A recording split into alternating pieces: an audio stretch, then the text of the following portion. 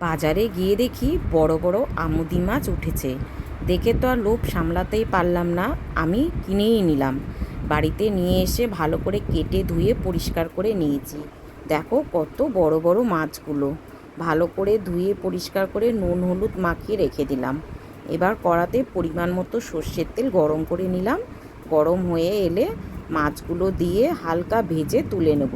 বেশি কড়া করব না। হালকা ভাজা হয়ে গেলে মাছগুলো আমি তুলে নিলাম। এইভাবেই সমস্ত মাছগুলো ভেজে তুলে রাখবো। এবার ওই তেলের মধ্যেই অল্প একটু জিরে ফোড়ন দেব। তারপর বেশ কিছুটা চেরা কাঁচা লঙ্কা দিয়ে দিলাম। ঝালের পরিমাণটা অবশ্যই তোমাদের ইচ্ছে মতো কম বেশি করে নেবে। সঙ্গে একটা বড় সাইজের পেঁয়াজ কুচি করে দিয়ে দিলাম। সঙ্গে এক মুঠো রসুন গ্রেট করা দিয়ে দিলাম। রসুনের পরিমাণটা একটু বেশিই দিয়েছি। সব কিছু এবার হালকা একটু ভাজা হয়ে এলে এর মধ্যে কেটে ধুয়ে রাখা লম্বা লম্বা করে কাটা আলুর টুকরো আর পটলের টুকরো দিয়ে দিলাম। এবার আলু আর পটলটাকে তেলের মধ্যে একটু ভেজে নিতে হবে। তার জন্য পরিমাণ মতো হলুদ গুঁড়ো আর পরিমাণ মতো নুন দিয়ে দিলাম।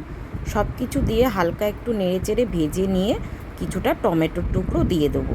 সব কিছু আবারও একটু ভালো করে মিশিয়ে কম আঁচে চাপা দিয়ে দেবো টমেটোটা গলার জন্য। সব কিছু দেখো ভালো করে মজে এলে আবারও একটু ভালো করে নেড়ে চেড়ে মিশিয়ে নিয়ে এই রকম গামাখা হয়ে এলে তেল ছেড়ে এলে এবার প্রয়োজন মতো জল দিয়ে দেবো।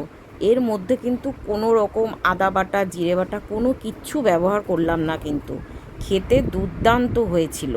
এবার জলটা ফুটে উঠলে ভাজা মাছগুলো দিয়ে একটু নেড়ে চেড়ে এইরকম গামাখা করে নামিয়ে নিলাম। বিশ্বাস করবে না, গরম ভাতে খেতে এত ভালো লাগছিল, একদম মানে কি বলবো তোমাদের। তোমরা একবার হলেও এইভাবে বাড়িতে বানাও, বানিয়ে দেখো। গরম গরম ভাত আর এই গরম গরম আমুদি মাছের ঝোল বা গামাখা চচ্চড়ি, আর কিছুই লাগবে না। একটা তরকারি দিয়েই পুরো ভাত শেষ হয়ে যাবে। ভিডিওটি ভালো লাগলে পেজটা ফলো করে দিও।